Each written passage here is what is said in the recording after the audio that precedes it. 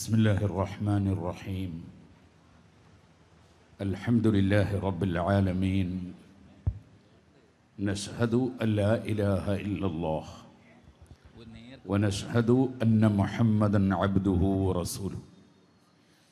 اللهم صل وسلم وبارك على رسولك وحبيبك سيدنا محمد وعلى آله وصحاب سيدنا محمد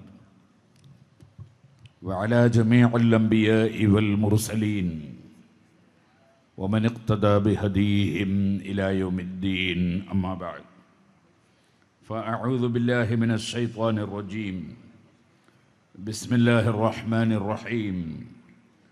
أم لم ينبأ بما في صحف موسى وإبراهيم الذي وفى ألا تزر وازرة وزر أخرى وأن ليس للإنسان إلا ما سعى وأن سعيه سوف يرى ثم يجزاه الجزاء الأوفى.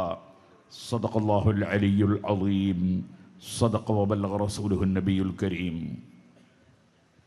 ആദരണീയരായ സാദാത്തുക്കൾ, ഉലമാക്കൾ, ഉമറാക്കൾ, വ്യത്യസ്ത മതങ്ങളിലും രാഷ്ട്രീയ പാർട്ടികളിലുമൊക്കെ നേതൃത്വം നൽകുന്നവർ, പ്രവർത്തിക്കുന്നവർ, പ്രിയപ്പെട്ട ശ്രോതാക്കൾ, സുഹൃത്തുക്കൾ, ഇനിയൊരു നീണ്ട പ്രസംഗം നടത്താൻ ഉദ്ദേശിക്കുന്നില്ല.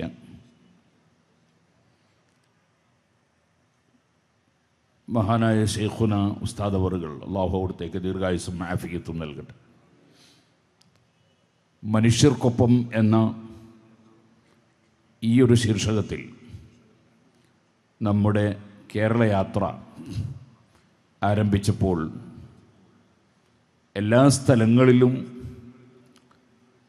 നമ്മെ വിസ്മയിപ്പിക്കുന്ന വിധത്തിലുള്ള സ്വീകരണങ്ങളാണ് നൽകപ്പെട്ടിട്ടുള്ളത്. ഇവിടെ വളരെയേറെ സന്തോഷകരമായ സ്വീകരണമാണ് നൽകപ്പെട്ടത്. പരിശുദ്ധ ഇസ്ലാം മനുഷ്യർക്കൊപ്പമാണ്. അതുകൊണ്ട് തന്നെ ഇസ്ലാമിൻ്റെ ഒരു ഭിത്തിയും തകർക്കേണ്ടതില്ല. ഇസ്ലാമായി നിലനിന്നുകൊണ്ട് തന്നെ എല്ലാ മനുഷ്യർക്കും ഒപ്പമാകാനുള്ള എല്ലാ നിയമങ്ങളും ഇസ്ലാമിലുണ്ട്. അതാണ് ഉസ്താദ് അവറുകൾ നേരത്തെ സൂചിപ്പിച്ചത്. ഉക്കൈദർ ദൂമ എന്ന് പറയുന്ന ദൂമ പ്രദേശക്കാരനായ ഉക്കൈദർ എന്ന ഒരു അമുസ്ലിം സഹോദരൻ, ഒരു രാജാവ് നബി സല്ലല്ലാഹു അലൈഹി വസല്ലം തങ്ങൾക്ക് പ്രസൻറ്റേഷൻ കൊടുത്തു, ഹദിയ കൊടുത്തു. അത് നബി സല്ലല്ലാഹു അലൈഹി വസല്ലം തങ്ങൾ സ്വീകരിച്ചു. ഇമാം ബുഖാരി ബാബു ഖബൂലിൽ ഹദിയത്തി മിനൽ മുശ്രിക്കീൻ, ബഹുദൈവ വിശ്വാസികളിൽ നിന്ന്, അമുസ്ലിങ്ങളിൽ നിന്ന് ഹദിയ സ്വീകരിക്കുന്ന അധ്യായം എന്ന അധ്യായത്തിൽ കൊണ്ടുവരുന്ന ഒരു ഹദീസ് അതാണ്.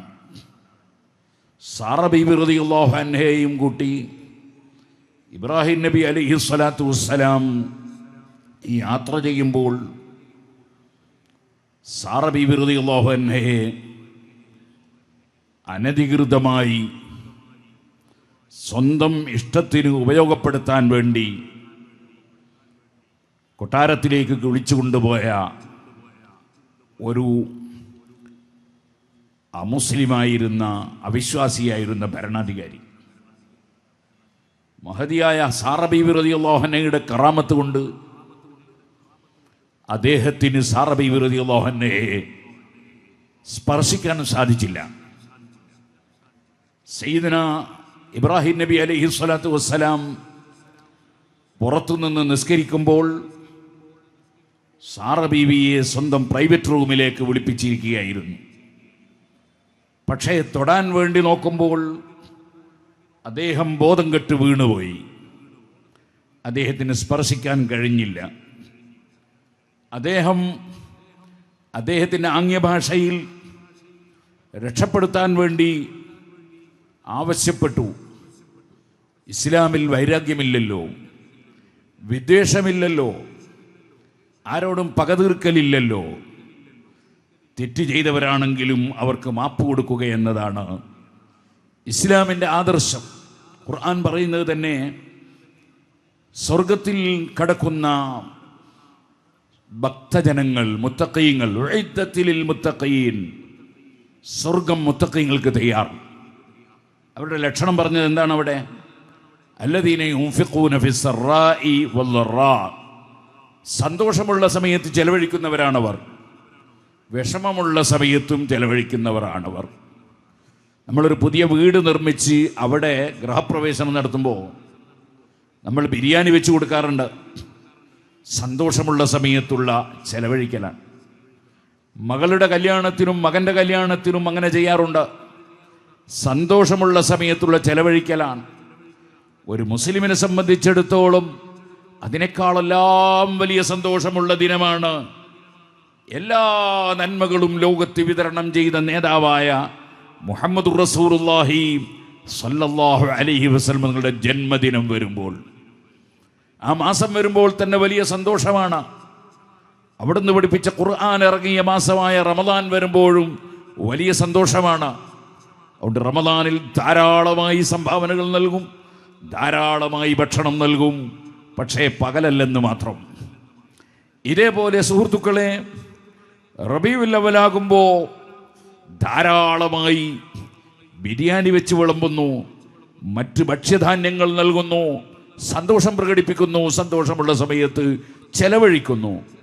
ഖുർആൻ സ്വർഗത്തിൽ കിടക്കുന്നവരുടെ ലക്ഷണമായി പറഞ്ഞ ഒരു കാര്യമാണിത്. അല്ലദീന യുൻഫിഖൂന ഫിസ്സറാഇ വല്ലറാഇ, പ്രയാസമുള്ള സമയത്തും ചെലവഴിക്കും. അങ്ങനെയാണല്ലോ മഹാന്മാരായ സഹാബികൾ. ഇമാം അഹ്മദ് ഇബ്നു ഹംബൽ റളിയല്ലാഹു അൻഹു റിപ്പോർട്ട് ചെയ്ത ഹദീസിൽ കാണാം, ഇമാം സയൂത്തി റളിയല്ലാഹു അൻഹു അൽ ഹാവിൽ ഫതാവയിൽ ഇതെടുത്തു ധരിക്കുന്നുണ്ട്, ഇന്നൽ മൗതാ യുഫ്തനൂന ഫീ ഖുബൂരിഹിം സബ്അൻ, 7 ദിവസം ഖബറിൽ മരിച്ച വ്യക്തികൾക്ക് പരീക്ഷണമുണ്ട്. ഫകാനൂ യസ്തഹിബ്ബൂന അൻ യുത്അമ അനിൽ മയ്യിതി 7 അയ്യാം. അതുകൊണ്ട് മുഹമ്മദ് നബി സല്ലല്ലാഹു അലൈഹി ശിഷ്യന്മാരായ സഹാബികൾ 7 ദിവസം മരിച്ച മയ്യിത്തിന്റെ പേരിൽ ഭക്ഷണം കൊടുക്കുന്നത് അവർ വലിയ പുണ്യകർമ്മമായി വിശ്വസിക്കുകയും പ്രവർത്തിക്കുകയും ചെയ്തിരുന്നു. ഈ ഹദീസാണല്ലോ ഇമാം സയൂത്തി റളിയല്ലാഹു അൻഹു ഉദ്ധരിച്ചുകൊണ്ട് അവിടുത്തെ അൽ ഹാവിലിൽ ഫതാവയിൽ പറഞ്ഞു, നബി തങ്ങളുടെ സഹാബികളുടെ കാലം മുതൽ എൻ്റെ ഈ കാലഘട്ടം വരെ. ഇമാം സയൂത്തി റളിയല്ലാഹു അൻഹു ലോകത്തോട് വിട പറയുന്നത് ഹിജ്റ 911 അങ്ങനെ 900-ലധികം കൊല്ലം അതേ മക്കയിലും മദീനയിലും നിലനിന്ന് വരുന്ന സുന്നത്താണ് മരിച്ച മയ്യിത്തിന്റെ പേരിൽ 7 ദിവസം ഭക്ഷണം കൊടുക്കുക എന്ന സുന്നത്ത്. എൻ്റെ പ്രിയപ്പെട്ട സഹോദരന്മാരെ, വിഷമമുള്ള സമയത്തും ചെലവഴിക്കുന്നവർ സഹാബത്ത് അങ്ങനെയായിരുന്നു. മുൻഗാമികളായ മുസ്ലിമീങ്ങൾ അങ്ങനെയാണ്, ചെലവഴിക്കുന്നു സന്തോഷമുള്ള സമയത്തും വിഷമമുള്ള സമയത്തും. പിന്നെ പറഞ്ഞത് എന്താണ് പരിശുദ്ധ ഖുർആൻ സ്വർഗത്തിൽ കിടക്കുന്നവരുടെ ലക്ഷണം? അല്ലദീന യുൻഫിഖൂന ഫിസ്സറാഇ വല്ലറാഇ വൽകാളിമീനൽ ഗൈള്, ദേഷ്യം വന്നാൽ അത് പ്രകടിപ്പിക്കുകയില്ല. ആരെത്ര തീവ്രവാദികളായാലും, ഏത് ഭീകരവാദികളായാലും, അതേത് മതത്തിന്റെ പേരിലായാലും മുസ്ലിങ്ങൾ തീവ്രവാദികളാവൂല. വൽകാളിമീനൽ ഗൈള്, അവർ വെറുപ്പിനെ വിഴുങ്ങിക്കളയുന്നവരായിരിക്കും, വെറുപ്പ് പ്രകടിപ്പിക്കൂല. വൽകാളിമീനൽ ഗൈള് വൽആഫീന അനിന്നാസ്, ജനങ്ങൾക്ക് വിട്ടുവീഴ്ച ചെയ്യുന്നവർ. ജനങ്ങൾക്ക്, അവിടെ മുസ്ലിമീങ്ങൾക്ക് എന്നല്ല പറഞ്ഞത്, മനുഷ്യർക്ക്. മനുഷ്യരിൽ നിന്ന് തെറ്റ് സംഭവിക്കുമ്പോൾ അതിന് വിട്ടുവീഴ്ച ചെയ്യുന്നവർ. വൽആഫീന അനിന്നാസ്, അതാണല്ലോ ഇസ്ലാമിൻ്റെ ആശയം. അതല്ലേ യഥാർത്ഥമായ സമാധാനത്തിൻ്റെ ആശയം. ഈ ആശയമാണല്ലോ ഇബ്രാഹിം നബി അലൈഹിസ്സലാത്തു വസ്സലാമും ബീവി സാറ റളിയല്ലാഹു അൻഹയും മുറുകെ പിടിക്കുന്നത്. സാറ ബീവി റളിയല്ലാഹു അൻഹ അദ്ദേഹത്തിൻ്റെ ആ വിഷമത്തിൽ നിന്ന് രക്ഷപ്പെടുത്താൻ പ്രാർത്ഥിക്കുന്നു. പരിശുദ്ധ ഇസ്ലാം അതേ ബഹുദൈവ വിശ്വാസികൾക്കെതിരെ പ്രാർത്ഥിക്കണം എന്ന് പഠിപ്പിച്ച മതം അല്ല.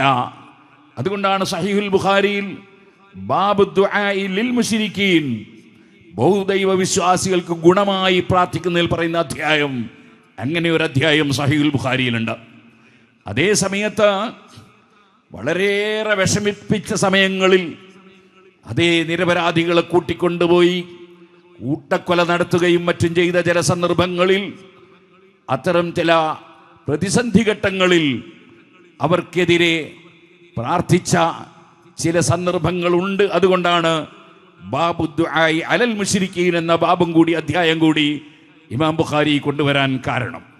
ഈ ഹദീസിന്റെ വ്യാഖ്യാനത്തിൽ അതേ ഹാഫിദ് ഇബ്നു ഹജർ അൽ അസ്ഖലാനി റളിയല്ലാഹു അൻഹുവും ഇമാം ഖസ്തലാനി റളിയല്ലാഹു അൻഹുവും ഒക്കെ സഹീഹുൽ ബുഖാരിയുടെ വ്യാഖ്യാനത്തിൽ വിശദീകരിച്ചത് കാണാം. ജനങ്ങളെ, മറ്റ് മതക്കാരെ ഇണക്കിയെടുക്കുകയും അവരോട് സൗഹൃദം പുലർത്തുകയും ചെയ്തുകൊണ്ട് ഇസ്ലാമിൻ്റെ മഹത്വം പ്രകടിപ്പിക്കേണ്ട നാടുകളിലും ഘട്ടങ്ങളിലും ഒരിക്കലും തന്നെ അമുസ്ലിങ്ങൾക്ക് എതിരായി അല്ലെങ്കിൽ ബഹുദൈവ വിശ്വാസികൾക്കെതിരായി പ്രാർത്ഥന നടത്താൻ പാടില്ല എന്ന് തന്നെ ഫതഹുൽ ബാരിയിലും ഖസ്തലാനിയിലും രേഖപ്പെടുത്തിയതായി കാണാം. മഹദിയായ സാറ ബീവി റളിയല്ലാഹു അൻഹ അദ്ദേഹത്തെ രക്ഷപ്പെടുത്താൻ വേണ്ടി പ്രാർത്ഥിക്കുന്നു. അദ്ദേഹം എഴുന്നേറ്റ് ആരോഗ്യത്തോടെ നിൽക്കുന്നു. പക്ഷേ സാറ ബീവി ഒരു സാധാരണ സ്ത്രീയല്ല, അതീവ സൗന്ദര്യമുള്ളൊരു സ്ത്രീയാണ്. സാറ ബീവിയെ വീണ്ടും ആക്രമിക്കാൻ വേണ്ടി, പീഡിപ്പിക്കാൻ വേണ്ടി അദ്ദേഹം കൈ ഉയർത്തുന്നു. അത് ഉയർത്തുമ്പോൾ വീണ്ടും അദ്ദേഹം വീണു പോകുന്നു. അദ്ദേഹത്തിൻ്റെ വായിൽ നിന്ന് നൊര വരുന്നു. അദ്ദേഹം അപസ്മാര രോഗിയേക്കാൾ വിഷമം അനുഭവിക്കുന്നവനായി അവിടെ കാണുന്നു. അദ്ദേഹം വീണ്ടും അതേ ആംഗ്യഭാഷയിലും മറ്റുമായി സാറ ബീവി റളിയല്ലാഹു അൻഹയോട് രക്ഷപ്പെടുത്താൻ വേണ്ടി അപേക്ഷ നൽകുന്നു. അദ്ദേഹത്തെ വീണ്ടും രക്ഷപ്പെടുത്താൻ സാറ ബീവി റളിയല്ലാഹു അൻഹ പ്രാർത്ഥിക്കുന്നു. അങ്ങനെ 1-2 തവണ സംഭവിച്ചപ്പോൾ അദ്ദേഹത്തിന് ബോധ്യപ്പെടുന്നു, ഈ സ്ത്രീ ഒരു സാധാരണ സ്ത്രീയല്ല. ചിലരുണ്ടല്ലോ, അവർക്ക് കൂടുതൽ മനസ്സിലാക്കാൻ കഴിയാതെ, ഔലിയാക്കളും നമ്മളെപ്പോലത്തെ മനുഷ്യന്മാരാണ്, അമ്പിയാക്കളും നമ്മളെപ്പോലത്തെ മനുഷ്യന്മാരാണ് എന്ന് പറയുന്നവരുണ്ടല്ലോ. അതവർക്ക് കാര്യം മനസ്സിലാക്കാൻ കഴിയാത്തത് കൊണ്ടാണ്. അവർക്കും കാര്യം മനസ്സിലാക്കാനുള്ള ബുദ്ധിയും തൻ്റെ ഇടവും അള്ളാഹു നൽകുമാറാകട്ടെ എന്ന് നാം പ്രാർത്ഥിക്കുന്നു. മഹദിയായ സാറ ബീവി റളിയല്ലാഹു അൻഹയെ വിളിച്ചു കൊണ്ടുവന്ന വ്യക്തിയെ വിളിച്ചിട്ട് രാജാവ് പറയുന്നു, എടോ, ഇന്നക ലം തഅ്തിനി ബി ഇൻസാനിൻ വകഅന്നഹാ ശൈത്താനാ. ഈ നീ കൊണ്ടുവന്ന സ്ത്രീ അതൊരു മനുഷ്യ സ്ത്രീയാണെന്ന് എനിക്ക് തോന്നുന്നില്ല, അവളെന്തോ പിശാചോ മറ്റോ ആണെന്ന് തോന്നുന്നു എന്നാണ് അദ്ദേഹം പറയുന്നത്. കാരണം അങ്ങോട്ട് അടുക്കാൻ കഴിയുന്നില്ല. അത് സാറ ബീബി റളിയല്ലാഹു അൻഹയുടെ കറാമത്തായിരുന്നു. കറാമത്ത് എന്ന് പറഞ്ഞാൽ അസാധാരണ സംഭവമാണ്. അത് അള്ളാഹു ബഹുമാനിക്കുന്നവർക്ക് അള്ളാഹു തആല നൽകുന്നതാണ്. അങ്ങനെ അദ്ദേഹം പറയുകയാണ്, അതേ, അവളെയും കൂട്ടി നീ പൊയ്ക്കോളൂ, പക്ഷേ അവളെ ഒറ്റക്ക് വിടരുത്, അവൾക്കൊരു ഹദിയ കൊടുക്കണം. അങ്ങനെ കൊടുത്ത ഹദിയയാണ് സുഹൃത്തുക്കളെ ഹാജർ ബീവി റളിയല്ലാഹു അൻഹ. ആ ഹാജർ ബീവി റളിയല്ലാഹു അൻഹയിലാണ് പിന്നീട് കുട്ടി ജനിച്ചതും അതേപോലെ തന്നെ പിൽക്കാലത്ത് അറബികൾ തന്നെ ഉണ്ടായതും. ആ കുട്ടി ആ സ്ത്രീയിലാണെന്ന് ഇമാം ബുഖാരി റളിയല്ലാഹു അൻഹു റിപ്പോർട്ട് ചെയ്യുന്ന ഹദീസിൽ നമുക്ക് കാണാം. ഈ ഹദീസാണ് അതേ ബഹുദൈവ വിശ്വാസികൾ അല്ലെങ്കിൽ അമുസ്ലിം സഹോദരന്മാർ ഹദിയ കൊടുത്താൽ അത് സ്വീകരിക്കാമെന്നതിന് ഇമാം ബുഖാരി റളിയല്ലാഹു അൻഹു ഉദ്ധരിക്കുന്ന ഒരു സംഭവം അതാണ്. ഇതേപോലെ പള്ളിയുടെ പുറത്ത് നല്ല ഒരു പട്ടിൻ്റെ വസ്ത്രം കണ്ടപ്പോൾ നബി സല്ലല്ലാഹു അലൈഹി വസല്ലം തങ്ങളോട് ഉമർ ഇബ്നുൽ ഖത്താബ് റളിയല്ലാഹു അൻഹു വന്ന് പറഞ്ഞു, നല്ല ഒരു ഡ്രസ്സ്, ഓ നബിയെ, തങ്ങൾക്ക് ജനങ്ങളെ മുമ്പിൽ പ്രത്യക്ഷപ്പെടുമ്പോൾ ആ ഡ്രസ്സ് ധരിക്കുന്നത് ഹൈബത്തിന് നല്ലതാണ്, അത് ഭംഗിക്ക് നല്ലതാണ്. സുഹൃത്തുക്കളെ, മഹാനായ ശൈഖുന കാന്തപുരം ഉസ്താദ്, അള്ളാഹു അവിടുത്തേക്ക് ദീർഘായുസ്സും ആഫിയത്തും തൗഫീഖും വർദ്ധിപ്പിക്കട്ടെ, ഞങ്ങളെയൊക്കെ വളർത്തിയെടുത്ത ഗുരുവര്യരാണവർ. അവിടുന്ന് എന്നോട് പറഞ്ഞു, നീ നീളമുള്ള കോട്ട് ധരിക്കണം. ഉസ്താദ് തന്നെ നാദാപുരത്ത് വന്നപ്പോൾ ഒരു നീളമുള്ള കോട്ട് എനിക്ക് എൻ്റെ എന്നെ ധരിപ്പിച്ചു. എന്നിട്ട് അത് ധരിക്കണം ഇത്തരം സ്റ്റേജുകളിൽ എന്ന് എന്നെ ഉപദേശിച്ചു. അത് ഹൈബത്തിന് വേണ്ടിയാണ് എന്നുകൂടി ഉസ്താദ് അവറുകൾ എന്നെ ഉണർത്തി. ഞാൻ പറഞ്ഞു വരുന്നത്, നബി സല്ലല്ലാഹു അലൈഹി വസല്ലമക്ക് ഹൈബത്തിന് വേണ്ടി, ഹൈബത്ത് കുറവുണ്ടായിട്ടൊന്നുമല്ല, ഹൈബത്തിന് വേണ്ടി അത് ധരിക്കാൻ ഉമർ റളിയല്ലാഹു അൻഹു പറഞ്ഞപ്പോൾ നബി സല്ലല്ലാഹു അലൈഹി വസല്ലം പറഞ്ഞു, ആ വസ്ത്രം അത് പട്ടുവസ്ത്രമായതുകൊണ്ട്, പട്ടുവസ്ത്രം പുരുഷന്മാർക്ക് ഹറാമാണ്, സ്ത്രീകൾക്ക് അനുവദനീയമാണ്. അതേപോലെ സ്വർണത്തിൻ്റെ ആഭരണങ്ങൾ പുരുഷന്മാർക്ക് ഹറാമാണ്, സ്ത്രീകൾക്ക് അനുവദനീയമാണ്. ഞാൻ 2 ദിവസം മുമ്പ് ഒരു സ്ഥലത്ത് ചെന്നപ്പോൾ നമ്മളുടെ പ്രവർത്തനജ്ഞനായ ഒരു ചെറുപ്പക്കാരൻ്റെ കയ്യിൽ തണ്ടയിൽ ഒരു ചെയിന് കണ്ടു. ഞാൻ അദ്ദേഹത്തോട് ചോദിച്ചു, അതെന്താണ്? അദ്ദേഹം പറഞ്ഞു, വെള്ളിയുടേതാണ്. ഞാൻ പറഞ്ഞു, അത് ഹറാമാണ്. അദ്ദേഹം അപ്പോൾ തന്നെ അത് അഴിച്ചു കളഞ്ഞു. അള്ളാഹു ആ ചെറുപ്പക്കാരന് ബറക്കത്ത് ചെയ്യട്ടെ. പുരുഷന്മാർക്ക് ഒരേ ഒരു മോതിരം, ചെറുവിരലിന് വെള്ളിയുടേത് സുന്നത്തുണ്ട്, അതിനപ്പുറമുള്ളതെല്ലാം പാടില്ലാത്തതാണ്. ചിലർക്ക് കുറേ വെള്ളി മോതിരം ധരിച്ച് ഔലിയാവെന്ന് വിചാരിക്കുന്നവരുണ്ട്. അങ്ങനെയൊന്നുമില്ല, അത് ശരിയല്ല.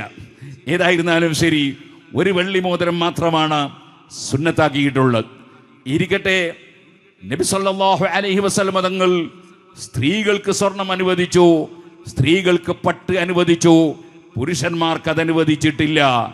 അതിനെ ആരും ചോദ്യം ചെയ്യില്ല. കാരണം ഇസ്ലാം എന്ന് പറയുന്നത് അത് ലോകസട്ടാവായ അള്ളാഹു സ്ഥാപിച്ച ഒരു മതമാണ്. അതുകൊണ്ട് തന്നെ അതിൽ അപ്പുറവും ഇപ്പുറവും ഒന്നും ചെയ്യാൻ നബി സല്ലല്ലാഹു നിങ്ങൾക്ക് കഴിയില്ല, ആർക്കും കഴിയില്ല. ഇന്നദ്ദീന ഇൻദല്ലാഹിൽ ഇസ്ലാം. ആ നിലക്ക് സ്ത്രീകൾക്ക് ചില ആനുകൂല്യങ്ങൾ ഇസ്ലാം നൽകുന്നുണ്ട്, അത് പുരുഷന്മാർക്ക് ലഭിക്കുന്നില്ല. അതേപോലെ ചിലപ്പോൾ ചില പുരുഷന്മാർക്ക് ചിലപ്പോൾ ചില ആനുകൂല്യങ്ങൾ ഉണ്ടാകും, അത് സ്ത്രീകൾക്കും ലഭിച്ചു കൊള്ളണമെന്നില്ല. ലാ തതമന്നൂ മാ ഫളലല്ലാഹു ബിഹി ബഅദകും അലാ ബഅദ് ലിർരിജാലി നസീബും മിമ്മക്തസബു വലിന്നിസാഇ നസീബും മിമ്മക്തസബന. ഖുർആൻ പറഞ്ഞ അങ്ങനെയാണ്. പുരുഷന്മാർക്ക് അവർ പ്രവർത്തിക്കുന്നതുണ്ട്, സ്ത്രീകൾക്ക് അവർ പ്രവർത്തിക്കുന്നതുണ്ട്. 2 കൂട്ടരും അങ്ങോട്ടും ഇങ്ങോട്ടും മോഹിക്കാൻ പാടില്ല. ഓ സുഹൃത്തുക്കളെ, അതാണ് ഇസ്ലാം. ആ ഇസ്ലാമിനെ കൃത്യമായി പിന്തുടരുന്നവർക്കാണ് അഹ്ലുസുന്നത്തി വൽ ജമാഅ എന്ന് പറയുന്നത്. അതുകൊണ്ടാണ് വബയൂതുഹുന്ന ഖൈറുൽ ലഹുന്ന, സ്ത്രീകൾക്ക് നിസ്കരിക്കാൻ വീടാണ് ഖൈറ് എന്ന് മുഹമ്മദ് നബി സല്ലല്ലാഹു അലൈഹി വസല്ലം പറഞ്ഞപ്പോൾ അഹ്ലുസുന്നത്തി വൽ ജമാഅത്ത് അവിടെ നിന്നു. അവിടെ നബിയെ മറികടന്ന് സ്ത്രീകൾക്ക് നിസ്കരിക്കാൻ പള്ളിയാണ് നല്ലത് എന്ന് പറയാൻ അഹ്ലുസുന്നത്തി വൽ ജമാഅത്തിന്റെ വിരോധികൾ ആരെങ്കിലും ശ്രമിച്ചാൽ പോലും അഹ്ലുസുന്നത്തി വൽ ജമാഅത്ത് അതിനെ അനുകൂലിക്കുകയില്ല. കാരണം മുഹമ്മദ് നബി സല്ലല്ലാഹു അലൈഹി വസല്ലം പഠിപ്പിച്ചതാണ് ഇസ്ലാം എന്ന് പൂർണ്ണമായി വിശ്വസിക്കുകയും അത് പ്രാവർത്തികമാക്കുകയും ചെയ്യുന്നവരാണ് അഹ്ലുസുന്നത്തി വൽ ജമാഅ. എന്നാൽ യാത്ര പോകുന്ന സ്ത്രീകൾക്ക് യാത്രക്കിടയിൽ നിസ്കരിക്കേണ്ടി വരുമല്ലോ. അങ്ങനെ വരുമ്പോൾ നിസ്കരിക്കാൻ വേണ്ടി യാത്രയുടെ കാലമായപ്പോൾ പള്ളികളിലല്ല, പള്ളിയുടെ പരിസരങ്ങളിൽ യാത്രക്കാരികളായ സ്ത്രീകൾക്ക് നിസ്കരിക്കാനുള്ള സൗകര്യം ചെയ്യുന്നത് അതൊരു സാമൂഹ്യ ബോധത്തിൻ്റെ ഭാഗമാണ്. സ്ത്രീകൾ പള്ളിയിലോ പള്ളി അല്ലാത്ത സ്ഥലത്തോ ജുമാ ജമാഅത്തിന് പോകണം എന്ന ആശയത്തിൽ നിന്നുള്ളതല്ല. ബീവി ഖദീജ റളിയല്ലാഹു അൻഹയും ആയിഷ ബീവി റളിയല്ലാഹു അൻഹയും ഫാത്തിമ ബീവി റളിയല്ലാഹു അൻഹയും അങ്ങനെയുള്ള എല്ലാ മഹദികളും ജീവിച്ചു പോയിട്ടുണ്ടല്ലോ. ഫമാ അലിംതു മിൻഹം നംറാതൻ ഖറജത് ഇലാ ശുഹൂദി ജുമുഅത്തിൻ വലാ ഇലാ ജമാഅത്തിൻ ഗൈരിഹാ ഫീ ലൈലിൻ വലാ നഹാർ. ഇമാം ശാഫിഈ റളിയല്ലാഹു അൻഹു പറഞ്ഞില്ലേ, 1,00,000 ഇരട്ടി പ്രതിഫലം ലഭിക്കുന്ന മദീനത്തെ പള്ളി, ആ റൂമിൽ നിന്ന് ഇറങ്ങിയാൽ മതി ആയിഷ ബീവിക്ക്. പക്ഷേ ആയിഷ ബീവി അവിടെ ജമാഅത്തിന് പങ്കെടുത്തിട്ടില്ല. എന്തിനധികം പറയണം, തറാവീഹ് നിസ്കാരം പോലും ദക്വാൻ എന്ന് പറയുന്ന അടിമയെ ഇമാമത്ത് നിർത്തി റൂമിൽ വെച്ചാണ് നിസ്കരിച്ചതെന്ന് നമുക്ക് മതഗ്രന്ഥങ്ങളിൽ കാണാൻ സാധിക്കും. അതാണ് ഇസ്ലാം. ഇസ്ലാം മുഹമ്മദ് നബി സല്ലല്ലാഹു അലൈഹി വസല്ലം പഠിപ്പിച്ചതാണ്. അവിടുത്തെ ഭാര്യമാര് കാണിച്ചു തന്നതാണ് സ്ത്രീകൾക്ക് ഇസ്ലാം. ഇരിക്കട്ടെ സുഹൃത്തുക്കളെ, ഞാൻ പറഞ്ഞു വന്നത് അഷ്റഫുൽ ഖൽഖ് സല്ലല്ലാഹു അലൈഹി വസല്ലമ തങ്ങൾ പഠിപ്പിച്ച ദീൻ, ആ ദീനിൽ സ്ത്രീകൾക്ക് സ്ത്രീകളുടേതായ നിയമങ്ങളുണ്ട്, പുരുഷന്മാർക്ക് പുരുഷന്മാരുടേതായ നിയമങ്ങളുണ്ട്. പട്ടുവസ്ത്രം ഹറാമാണ് പുരുഷന്മാർക്ക്, അതേ സമയത്ത് സ്ത്രീകൾക്ക് കുഴപ്പമില്ല. അതേപോലെ സ്വർണം ധരിക്കുന്നത്, വെള്ളി ധരിക്കുന്നത് സ്ത്രീകൾക്ക് അനുവദനീയമാണ്, പുരുഷന്മാർക്ക് അനുവദനീയമല്ല. എന്നാൽ ഉമർ റളിയല്ലാഹു അൻഹുവിനോട് പറഞ്ഞു, ആ വസ്ത്രം ആഖിറത്തിൽ ഭാഗ്യമുള്ളവർക്കുള്ളതല്ല എന്ന് പറഞ്ഞാൽ എനിക്കത് ധരിക്കാൻ പറ്റില്ല, അതിനാൽ ഞാനത് വാങ്ങുന്നില്ല. എന്നാൽ അതിന് ശേഷമാണ് നബി സല്ലല്ലാഹു അലൈഹി വസല്ലം തങ്ങൾക്ക് പിന്നീട് നല്ല പട്ടിൻ്റെ വസ്ത്രം അതാ ഹദിയയായി കൊടുത്തയച്ചു ഒരു അമുസ്ലിം രാജാവ്. നബി സല്ലല്ലാഹു അലൈഹി വസല്ലം അത് സ്വീകരിച്ചു. അത് സ്വീകരിക്കുമ്പോൾ സ്വന്തം ധരിക്കാനല്ല, അത് സ്വീകരിച്ചു.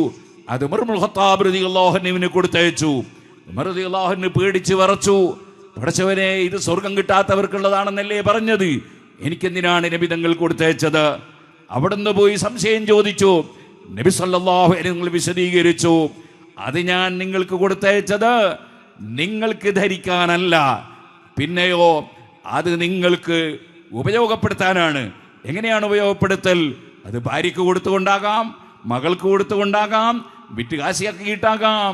പക്ഷേ ഉമർ ഇബ്നുൽ ഖത്താബ് റളിയല്ലാഹു അൻഹു അദ്ദേഹത്തിന് ഒരു ബഹുദൈവ വിശ്വാസിയായ ഒരു സഹോദരനുണ്ടായിരുന്നു. അദ്ദേഹത്തിനത് കൊടുത്തയച്ചു എന്ന് ഇമാം ബുഖാരി റിപ്പോർട്ടിന്റെ ഹദീസിൽ കാണാം. അതുകൊണ്ടാണ് ബാബു ഖബൂലിൽ ഹദിയത്തി മിനൽ മുശ്രിക്കീൻ, അതേ ബഹുദൈവ വിശ്വാസികളിൽ നിന്ന് ഇങ്ങോട്ട് ഹദിയ വാങ്ങുന്നതിൻ്റെ വിധി അത് അനുവദനീയമാണെന്ന് പറയുന്ന അധ്യായം കൊണ്ടുവന്ന അതേ ഇമാം ബുഖാരി ബാബുൽ ഹദിയത്തി ലിൽ മുശ്രിക്കീൻ, ബഹുദൈവ വിശ്വാസികൾക്ക് അങ്ങോട്ട് ഹദിയ കൊടുക്കുന്നതിൻ്റെ അധ്യായം എന്ന അധ്യായത്തിൽ ആ ഹദീസും രേഖപ്പെടുത്തിയതായി നമുക്ക് കാണാൻ സാധിക്കും. ഞാൻ പറഞ്ഞു വന്നത്, ഇസ്ലാം ഏത് മതത്തിൽ വിശ്വസിക്കുന്നവരോടും സൗഹാർദ്ദം പുലർത്തുന്നതിന്, അവരോട് രജ്ഞിപ്പിൽ ജീവിക്കുന്നതിന്, അവരുമായി നല്ല നിലക്ക് പെരുമാറുന്നതിന്, അവർക്ക് അനുയോജ്യമായ സ്ഥാനം നൽകുന്നതിന് യാതൊരു മുടക്കവുമില്ലാത്ത ഏറ്റവും വലിയ മാനവികത പഠിപ്പിക്കുന്ന മതമാണ് പരിശുദ്ധ ഇസ്ലാം എന്നത് നാം മനസ്സിലാക്കണം. അതേസമയത്ത് ഇസ്ലാമിൻ്റെ ആശയങ്ങൾ 100% ജീവിതത്തിൽ പകർത്തി മുസ്ലിമീങ്ങൾ ജീവിക്കണം. അതും നിങ്ങൾ കണ്ടില്ലേ, മഹാനായ അബ്ദുല്ലാഹി ഇബ്നു സലാം റളിയല്ലാഹു അൻഹു ഇസ്ലാമിലേക്ക് കടന്നു വന്നു. ചില സംശയങ്ങളൊക്കെ ചോദിച്ചു. അദ്ദേഹം ജൂതമതത്തിലെ പണ്ഡിതനായിരുന്നു. സംശയത്തിനൊക്കെ പറഞ്ഞ മറുപടി പൂർവകാല ഗ്രന്ഥമായ തൗറാത്തിൽ പറഞ്ഞതാണെന്ന് മഹാനവറുകൾക്ക് ബോധ്യപ്പെട്ടപ്പോ, ഇതൊരു മനുഷ്യന് പ്രത്യേകിച്ച് എഴുത്തും വായനയും പഠിച്ചിട്ടില്ലാത്ത ഒരു മനുഷ്യന് ഈ മറുപടി പറയാൻ, പൂർവകാല ഗ്രന്ഥങ്ങളിലെ മറുപടി പറയാൻ ഒരു സാധാരണ മനുഷ്യന് കഴിയില്ല. ഇത് ലോകത്തിന്റെ സത്താവ് നിയോഗിച്ചയച്ച പ്രവാചകരാണ് എന്ന് ബോധ്യപ്പെട്ടതിനാൽ അബ്ദുല്ലാഹി ഇബ്നു സലാം റളിയല്ലാഹു അൻഹു ഇസ്ലാം മതം സ്വീകരിച്ചു.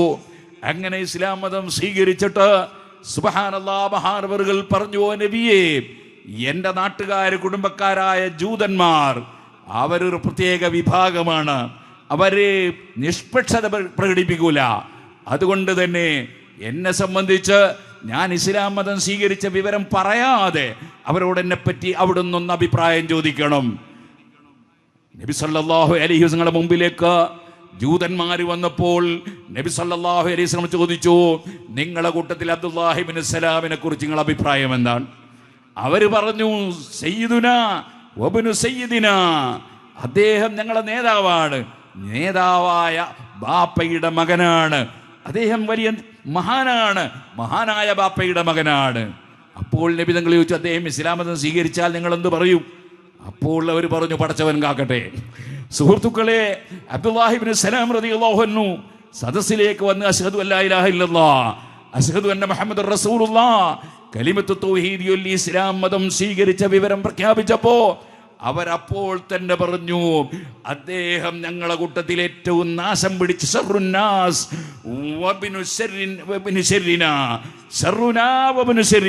ഇവൻ നാശം പിടിച്ചവനാണ്, നാശം പിടിച്ചവന്റെ മോനാണ്. അപ്പോൾ തന്നെ മാറ്റി പറഞ്ഞു. അങ്ങനെയാണ് വിശ്വാസമില്ലാത്തവർ, ആ ഒരു ശൈലി നമ്മൾ ആരിലും ഒരിക്കലും ഉണ്ടാകാൻ പാടില്ല. ഏത് വിഷയത്തെയും നിഷ്പക്ഷമായി കാണാൻ കഴിയണം. അതാണ് ഇസ്ലാമിൻ്റെ ആശയം. ആ അബ്ദുല്ലാഹി ഇബ്നു സലാം റളിയല്ലാഹു അൻഹു നേരത്തെ ജൂതമതത്തിലുള്ള സമയത്ത് ഒട്ടകത്തിൻ്റെ പാല് കുടിക്കാറില്ലായിരുന്നു, ഒട്ടകത്തിൻ്റെ മാംസം കഴിക്കാറില്ലായിരുന്നു. അതാ മതത്തിൻ്റെ ഒരു ആചാരമാണ്. ആ ഒരു ആചാരം മഹാനവറുകൾക്ക് കൈയൊഴിക്കാൻ ഒരു പ്രയാസം. ഒട്ടകത്തിൻ്റെ പാല് കുടിക്കൽ പ്രത്യേകം സുന്നത്തില്ല, ഒട്ടകത്തിൻ്റെ മാംസം കഴിക്കൽ പ്രത്യേകം സുന്നത്തില്ല, നിർബന്ധമില്ലെന്ന് പറയേണ്ടതില്ല, അതൊരനുവദനീയമായ കാര്യമാണ്. പക്ഷേ മറ്റൊരു മതത്തിൻ്റെ ആചാരം എന്ന നിലക്ക് ആ ഒരാചാരം മഹാനവറുകളുടെ ജീവിതത്തിൽ നിലനിൽക്കുമ്പോൾ പരിശുദ്ധ ഖുർആനിൽ ആയത്തിറക്കി, യാ അയ്യുഹല്ലദീന ആമനു ദുഖുലൂ ഫിസ്സിൽമി കാഫ വലാ തത്തബിഉ ഖുതുവാതി ശൈത്താൻ. നിങ്ങൾ ഇസ്ലാമിൽ പരിപൂർണമായി പ്രവേശിക്കണം. ഒരു ഭാഗിക മുസ്ലിമായാൽ പോരാ, നിങ്ങൾ പൂർണ്ണ മുസ്ലിമായിരിക്കണം. അതുകൊണ്ട് മറ്റൊരു മതത്തിൻ്റെ ആചാരം നിങ്ങൾക്ക് കടമെടുക്കേണ്ടതില്ല. അതേസമയത്ത് വേറൊരു മതക്കാർ അവര് നിങ്ങളുടെ അടിസ്ഥാന തത്വമാണല്ലോ, അല്ലാഹു അല്ലാതെ ദൈവമില്ല, ലോകസൃഷ്ടാവായ ദൈവമല്ലാതെ ദൈവമില്ലെന്ന്. പക്ഷേ അവരാരാധിക്കുന്ന ഒരു ദൈവത്തെയും അവരുടെ ദൈവങ്ങളെയൊന്നും നിങ്ങൾ ചീത്ത വിളിക്കാൻ പാടില്ല, തെറി പറയാൻ പാടില്ല. വലാ തസുബ്ബുല്ലദീന യദ്ഊന മിൻ ദൂനില്ലാഹ് ഫയസുബ്ബുല്ലാഹ അദുവൻ ബിഗൈരി ഇൽം. വേറെ മതക്കാർ ആരാധിക്കുന്ന ആരാധ്യ വസ്തുക്കളെ നിങ്ങൾ തെറി പറയാൻ പാടില്ല, നിന്ദിക്കാൻ പാടില്ല, ചീത്ത പറയാൻ പാടില്ല. അത് ചെയ്യുമ്പോൾ തിരിച്ചവരും പറയുമെന്ന് ഉറപ്പല്ലേ? അത് വലിയ സംഘർഷത്തിന് കാരണമാകില്ലേ? ഒരിക്കലും തന്നെ അങ്ങനെയുള്ള ഒരു പ്രവർത്തനവും നിങ്ങൾ ചെയ്യാൻ പാടില്ല. നിങ്ങൾ നിങ്ങളുടെ വിശ്വാസത്തിലും കർമ്മത്തിലും ഉറച്ചു നിന്ന് അതനുസരിച്ച് നീങ്ങണം. അതാണ് സുഹൃത്തുക്കളെ ഞാൻ പറഞ്ഞു വന്നത്. സ്ത്രീകൾക്ക് സ്ത്രീകളുടേതായ നിയമമുണ്ട്, പുരുഷന്മാർക്ക് പുരുഷന്മാരുടേതായ നിയമമുണ്ട്, കുട്ടികൾക്ക് കുട്ടികളുടേതായ നിയമമുണ്ട്, വലിയവർക്ക് വലിയവരുടേതായ നിയമമുണ്ട്, പ്രായമുള്ളവർക്ക് പ്രായമുള്ളവരുടെ നിയമമുണ്ട്. എഴുന്നേറ്റ് നിസ്കരിക്കാൻ കഴിയാത്തവന് പിടിച്ചിട്ട് നിന്ന് നിസ്കരിക്കണം, അതിനും കഴിയില്ലെങ്കിൽ ഇരുന്നിട്ട് നിസ്കരിക്കാം, അതിനും കഴിയാത്തവന് കിടന്ന് നിസ്കരിക്കാം, അതിനും കഴിയാത്തവന് തല കൊണ്ട് അവൻ ഇശാറത്താക്കിയാൽ മതി, അതിനും കഴിയില്ലെങ്കിൽ കണ്ണുകൊണ്ട് നിസ്കാരം അവൻ അതേ സൂചിപ്പിച്ചാൽ മതി, അതിനും കഴിയില്ലെങ്കിൽ മനസ്സിലൂടെ നടത്തിയാൽ മതി. ഇങ്ങനെ ഓരോരുത്തരുടെയും കഴിവും അവസരവും അനുസരിച്ചാണ് ഇസ്ലാമിൻ്റെ നിയമങ്ങൾ ഉള്ളത്. അതുകൊണ്ട് തന്നെ നമ്മുടെ സഹോദരന്മാരായ മറ്റ് മതസ്ഥരായ ആളുകൾ, നമ്മുടെ സഹോദരന്മാർ, ഞാൻ വെറുതെ പറഞ്ഞതല്ല, ഖുർആൻ പഠിപ്പിച്ചതാണ്. യാ അയ്യുഹന്നാസ് ഇന്നാ ഖലഖനാകും മിൻ ദക്കരിൻ വ ഉൻസാ. നിങ്ങൾ ഒരേ അച്ഛനമ്മമാരുടെ മക്കളാണ്, നിങ്ങളെല്ലാം ഒരേ ബാപ്പ ഉമ്മയുടെ മക്കളാണ്. അത് ഖുർആൻ പഠിപ്പിച്ചതാണ്. അതേ ഒരേ അച്ഛനമ്മമാരുടെ മക്കളല്ലേ സഹോദരി സഹോദരന്മാരെന്ന് പറയുന്നത്?